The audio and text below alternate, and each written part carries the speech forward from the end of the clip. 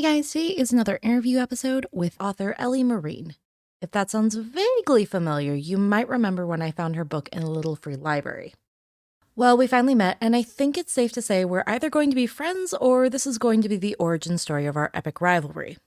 But until that day, I'm going to be interviewing her on setting the scene. A lot of writers get overwhelmed with this.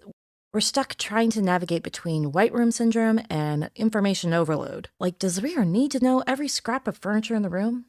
And if they don't, then where do we focus? Honestly, I think the very start of your story just sets such a beautiful scene. But you kept doing this the entire time I was reading Forbidden. And that's no small feat, because this book is kind of a mammoth. So, how exactly did you do that? Well, thank you. That's very kind of you to say. Um, Good imagination? Question mark. I mean, I've always had an extremely overactive imagination. Gets me in trouble sometimes. But it's also my greatest asset. Descriptive scenes is something I've always valued. When I first started, I didn't know what the heck I was doing, really, with my first book. But as I've grown as a writer, I've learned to do more of some things and less of others. But description and scenes has always been something I kind of just naturally fit into. I don't know. Well, I mean, don't downplay yourself because you're saying, oh, it's, question mark? No, you're very talented. I mean, if I remember right from our previous meetings, you wrote this book when you were a teenager. Am I remembering that right? Yes, I did start writing at 16. Yes. That's amazing. And on top of that, if I remember right, you also designed your own cover, like this gorgeous cover that I'll make sure is up on screen while we're chit chatting. This is your creation. Do I have that right? Yes. I love doing art. It actually was my first love before I started writing, so I just thought I'd combine the talents and do the cover and the inside. So yeah, you're the second author I've met who has done her own cover design. The first one, funny enough, is the one who does my covers. But Okay. I've noticed a similarity between both your writing styles, where it is very visual. And I wonder, do you think it's because you're into visual art that you write with these visual details, filling in, the stonework and the gems and things of that nature? Yeah, I mean, I never thought about it that way, but that is probably a big part of why I like value the descriptions of things and stuff. I have an eye for different colors in nature and different things. I'm always looking at the little details. So When I'm writing, a lot of times it's almost like there's a movie playing in my head. Do you get that same experience for yes, yourself? Ah, so much so that it's sometimes hard to like know what detail to like omit and leave to the imagination of the reader. But yeah, well, like I said, you're amazing at this. I do mean that. So I kind of wanted to get your take because I've got a few movie clips that we've talked about where, there's definitely an emotional investment in saying the scene.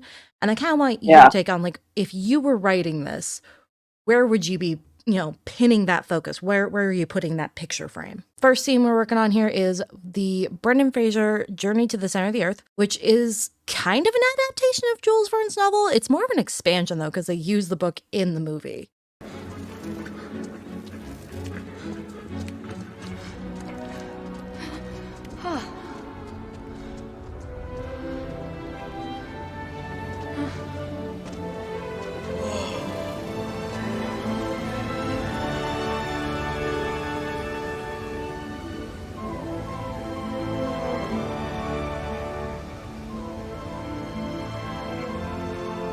Ladies and gentlemen, I give you the center of the earth.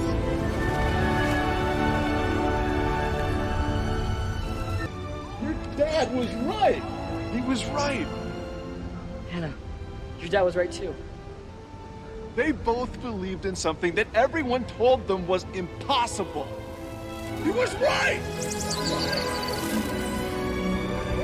What's that light up there? And obviously, here there's this tone of awe. But if you were trying to paint this picture without just dipping into those purple prose, how do you think you would do that? I think for me, what struck me the most, like watching when they come out into the open area, is just like that there's light, that there's sunlight at the center of the earth. But I love how they, as the characters, don't really notice that at first.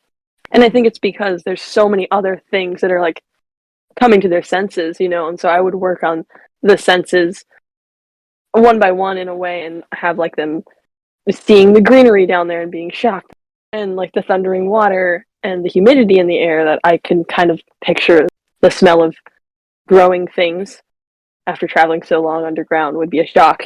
And then you would like focus on that light, and they're like, whoa, there's light down here. I just think that's super cool that they didn't notice it at first. So you're kind of taking it, from what I'm hearing, it's step by step. So you're going, oh, Yeah. you're noticing this green thing. Then you're noticing the smell of the dirt that the green thing's growing out of. Then the moisture that you're not used to. And then finally, hey, wait a minute, I'm able to see these things. There's a ball of light up there. What the bleep? And next, kind of shifting gears, we have something a wee bit more somber from Green Mile. And if I'm sniveling at the end of this, I swear, it's allergies. It's just allergies.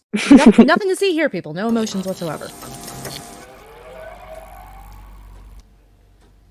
John Coffey, you have been condemned to die in the electric chair by a jury of your peers, sentence imposed by a judge in good standing in this state. Do you have anything to say before sentence is carried out? I'm sorry for what I am.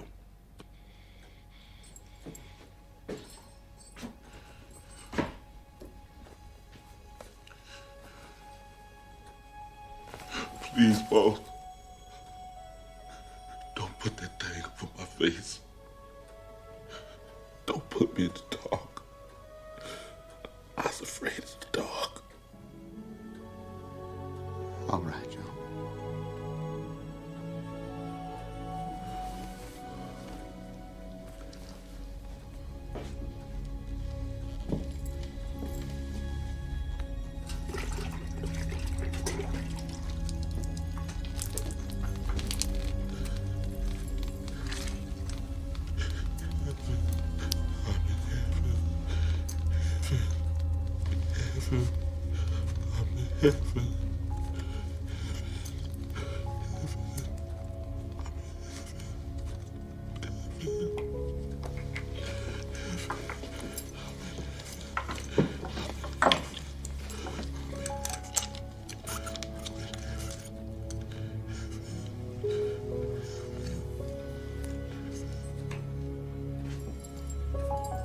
So again, this one is it's more sad, right? The last scene we had, there's this happy note, there's this awe moment because they've been lost in this cave and da-da. But this one, there's more of that sense of dread tied in. So again, if you're a writer and you're trying to paint this picture in a reader's head, where do you think you're focusing? Yeah. For this one, I would emphasize sound, because the silence is so profound. So in consequence, every sound, even the minute ones, are also profound. I think the hum of the lights and electricity and the intermittent sniffles across the room, even the jangle of the keys from the man who comes up to put the bag over John's head, just like comes out at you. And I think that if you're just like focusing on those sounds and how everyone is just kind of holding their breath. You know, funny enough, that is also what I picked up on here. Like, for example, those light bulbs. You know, if you walk into a closet and you turn on a light bulb, sometimes it does have this little electrical sound. Yep. But here it has this ominous tone, especially it felt like it was kind of almost like light bulb by light bulb by light bulb, kind of increasing that idea of electricity and dread. Yes. All right. And then last we have something I believe is, if I remember right, near and dear to your heart with Lord of the Rings. Oh, yeah. You're priming me up for my yearly winter marathons.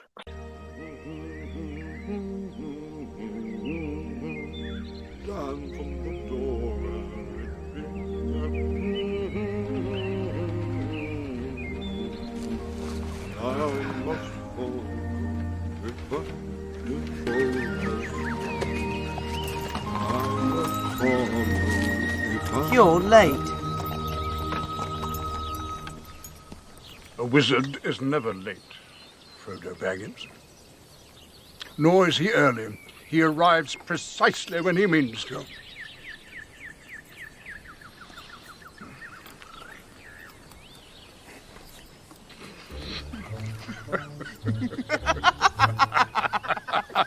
It's wonderful to see you, Gandalf. So how is the old rascal? I hear it's going to be a party of special magnificence. You know Bilbo. He's got the whole place in an uproar. Well, that should please him. Half the Shire's been invited, and the rest of them are turning up anyway. So hopefully this, provides a nice palate cleanser to the audience after that Green Mile scene. But we're opening, in a community. Unlike the last two scenes where it's a little bit more contained, this is a whole village we're kind of being introduced in. We're establishing the world our heroes are going to defend. Again, knowing that you do love Tolkien, we all have our own writing style. So what would you, as Ellie, be emphasizing here?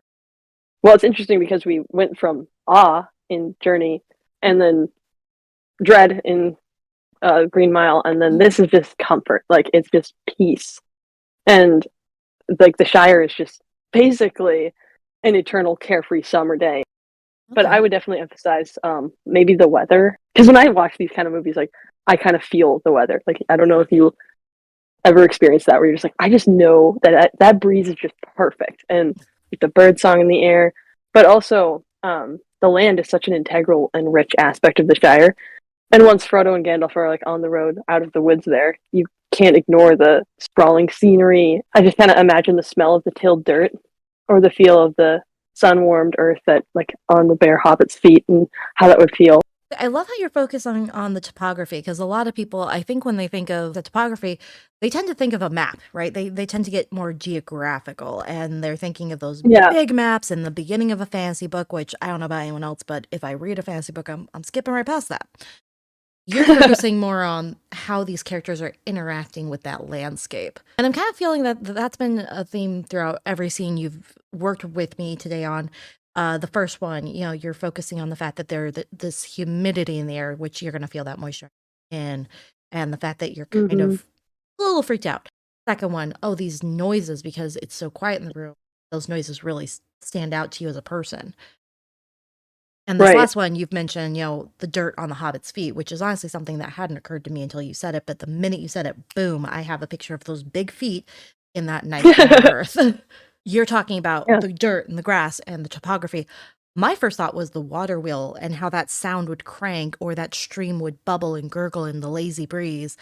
And I love how you and I just went into two different places. Yeah, that's cool. So what I'm kind of gathering, just from both of our perspectives, but especially from yours, which again, people need to pick up your book. It's so good. But the scene settings that I'm hearing, it's more about the emotions and the characters interacting with that space than just furniture on a stage. Oh yeah, for sure. For me, it definitely, like, the mood of the vibe, if you will, of the scene. I like to mesh it with the location and whatnot, and like try to like make them work together. Now, having been writing since you were 16, you've obviously been doing this a while. You've got 3 books out, and your 4th one you're working on right now. Do I have that right? Yep. Okay.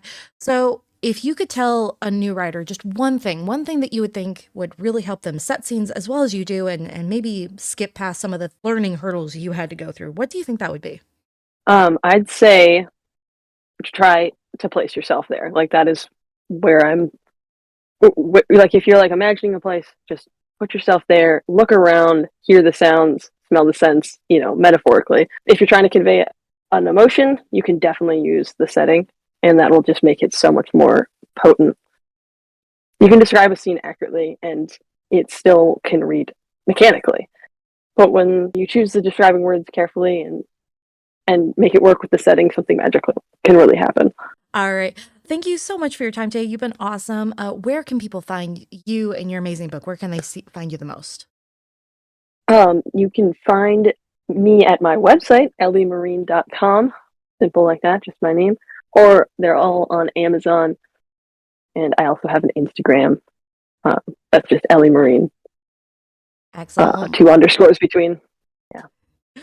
Oh, 2 underscores between your first and your last name? Yes. We'll make sure, of course, to put all those links down in the show notes. Thank you again for your time, Ellie, and I hope you do have a fantastic day. Thanks for having me. I'd love to hear your thoughts. Do you want scenes that are rich and vivid because of emotion? Or do you prefer something a little bit more practical and down to earth? Please let us know your thoughts or your best practices down below. And don't forget to subscribe, like, and comment. This channel is super small, only about 60 subscribers at the time I'm recording this, and every single time you do that, it seriously helps. Happy writing!